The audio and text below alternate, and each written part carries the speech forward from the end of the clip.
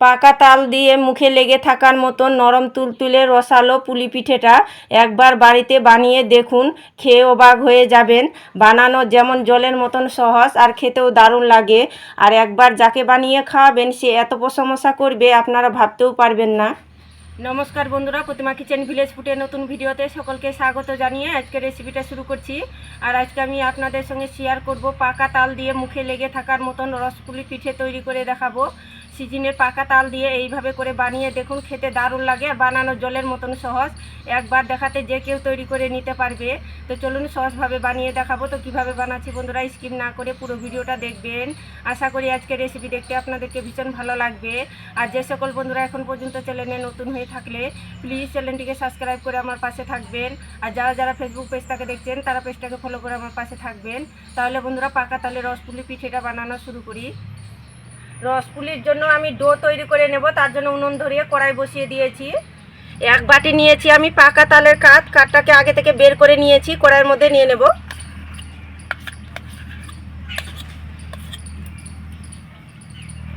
আর দেখুন একে বাটি মাপ করে নিয়ে নেব 2 বাটি জল।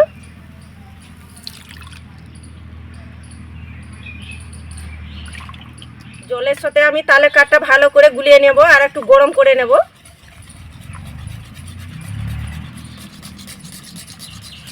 তো নাড়াচাড়া করে গরম করে নিয়েছি।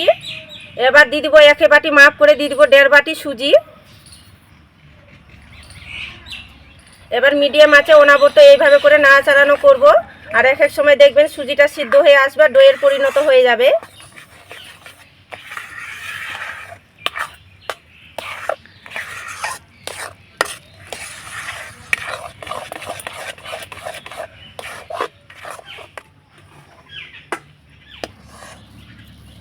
বেশ কিছুক্ষণ অনবরত নাড়াচাড়ানো করে নিয়েছি। আর এখন দেখুন কড়াই থেকে ডোটা একদম ছেড়ে আসছে। দেখুন এইভাবে করে ছেড়ে আসবে, তখনই কিন্তু বুঝে নিতে হবে ডোটা পারফেক্টভাবে হয়ে গেছে। একটু টাইট করে শক্ত করে ডোটা তৈরি করে নিতে হবে। তো হয়ে গেছে, এবার নামিয়ে নেব। ডোটা আমি থালার মধ্যে তুলে নেব। আর এখন কিন্তু অনেকটা গরম আছে, তো ঠান্ডা করে নেব।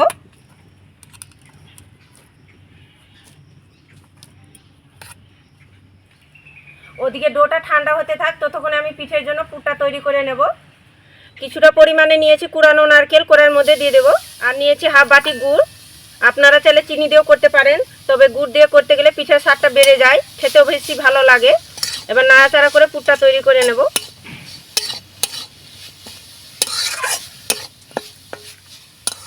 তো নাড়াচাড়া করে আমি পিঠের জন্য পুরটা তৈরি করে নিয়েছি। আর একটু ঝরঝরে তৈরি করে নিতে হবে। তো পুরটা হয়ে গেছে, এবার নামিয়ে নেব। পুরটা আমি একটা প্লেটের মধ্যে তুলে নেব। এদিকে সুজির ডোটা ঠান্ডা হয়ে গেছে, এবার হাত দিয়ে মুথে নেব। ডোটার মধ্যে দিয়ে দিব 3 চামচ ময়দা। আপনারা হাতের কাছে না থাকলে এখানে আটাটাও দিয়ে দিতে পারেন, কোনো অসুবিধা নেই। এবার হাত দিয়ে খুব ভালো করে মেখে নেব।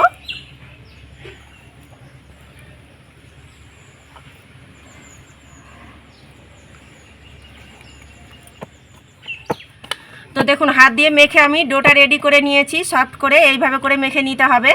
এবার আমি লেচি কেটে নেব।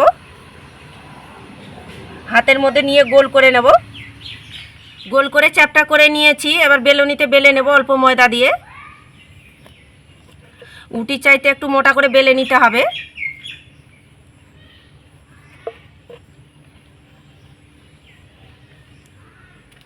উটি মতো করে বড় করে বেলে নিয়েছি। আর দেখুন খুব বেশি মোটাও না আবার খুব বেশি পাতলাও না, ঠিক এইভাবে করে বেলে নিতে হবে। এবার যে পুরটা তৈরি করেছি তো সেখান থেকে অল্প করে নিয়ে নেব। দেখুন হাতের মধ্যে নিয়ে এইভাবে করে একটু রোল করে নিতে হবে। দেখুন এইভাবে করে করে নিলাম। দেখুন এইভাবে করে রেখে দেব। এবার দেখুন এইভাবে করে ধরে আমি ভাঁজ করে নেব। দেখুন এইভাবে করে একটা দুটিতে কিন্তু অনেকগুলোই বের হবে। আর এইভাবে করে চেপে দিতে হবে দেখুন। আর এখানে আমি একটা স্টিলের বাটি নিয়েছি, বাটি মাপ করে আমি কেটে নেব। এইভাবে করে চেপে কেটে নিতে হবে।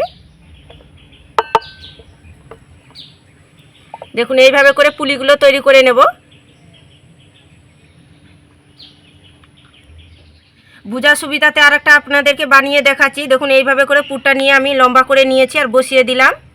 এবার দেখুন এইভাবে করে ধরে ভাঁজ করে নিতে হবে। এই পুলিটা বানানো ভীষণই সহজ, যে কেউ বানিয়ে নিতে পারবে।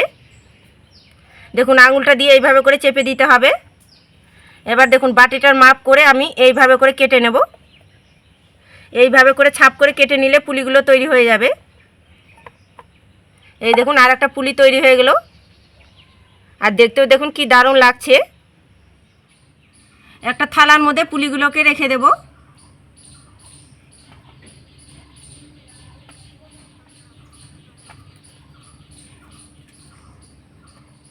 সবগুলো একইভাবে করে পুলিগুলো তৈরি করে নিয়েছি।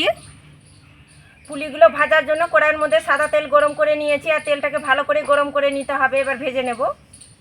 একে একে তেলের মধ্যে ছেড়ে দেব। আর দেখুন তেলটা একদম মিডিয়াম গরম করেছি। ঠিক এইভাবে করে গরম তেলের মধ্যে ছাড়তে হবে, যেহেতু সুজি আছে, নাহলে ভেঙে যাবে।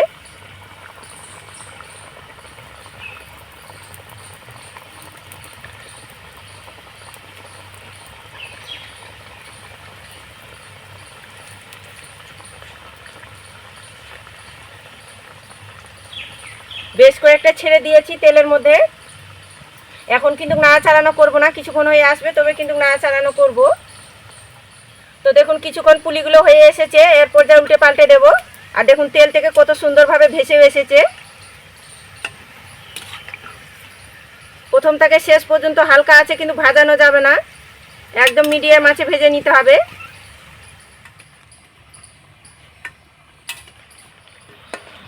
তো পুলিগুলোকে আমি মিডিয়াম আছে লাল লাল করে ভেজে নিয়েছি, আর এখন দেখুন কত সুন্দর কালারও চলে এসেছে। তো পুলিগুলো হয়ে গেছে, তেল ঝরিয়ে তুলে নেব।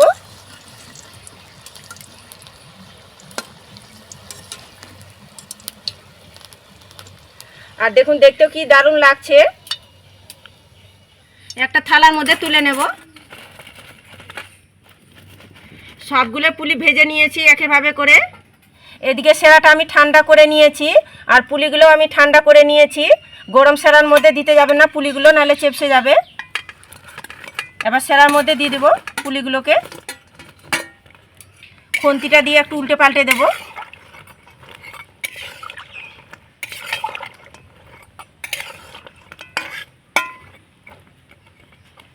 দেখুন উল্টে পাল্টে দিয়েছি। একটা থালা দিয়ে ঢাকা চাপা দিয়ে আমি 10 মিনিট রেখে দেবো। 10 মিনিট পরে দেখবেন রসের মধ্যে পুলিগুলো ঢুকে যাবে, রসটা। পুলিগুলো 10 মিনিট সেরার মধ্যে রেখে দিয়েছিলাম। এবার ঢাকনাটা তুলে নেব। এবার আমি থালাটা তুলে নেব। এই দেখুন শুধু পুলিগুলো কত সুন্দরভাবে রসালো হয়েছে। রসটা দেখুন কত সুন্দরভাবে ঢুকে গিয়েছে, কতটা নরম তুলতুলে হয়ে গেছে পুলিগুলো।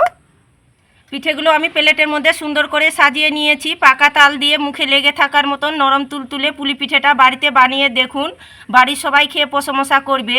আর পিঠে হবে নরম তুলতুলে, একেবারে স্বাদ, মুখে দিলে না অমৃতর মতো লাগবে খেতে। আর পিঠেটা আমি কেটেও দেখাচ্ছি কতটা নরম তুলতুলে হয়েছে। মুখে দিতেই মিশে যাবে, দারুণ লাগে খেতে। এই দেখুন কতটা পারফেক্ট হয়েছে পুলি পিঠেগুলো, মুখে দিতেই অমৃতর মতো লাগবে খেতে। আর কতটা রসালো হয়েছে আর নরম তুলতুলে হয়েছে। আর দেখলেন তো পাকা তালে পুলি পিঠেটা বানানো কত জলের মতন সহজ। তো আপনারা তো পুলি পিঠে অনেক রকমভাবে বানিয়ে খেয়েছেন, তো আমার মতো করে একবার হলে তৈরি করে দেখবেন। আর খেয়ে কেমন লাগলো তো অবশ্যই কমেন্ট করে বলবেন। আর আজকের রেসিপি কেমন লেগেছে তো অবশ্যই কমেন্ট করে বলবেন। আর ভালো লাগলে একটা লাইক করে বন্ধুদের সঙ্গে ভিডিওটা শেয়ার করবেন। তো ভিডিওটা এখানে শেষ করছি, দেখা হচ্ছে আবার নতুন কোনো রেসিপির সঙ্গে।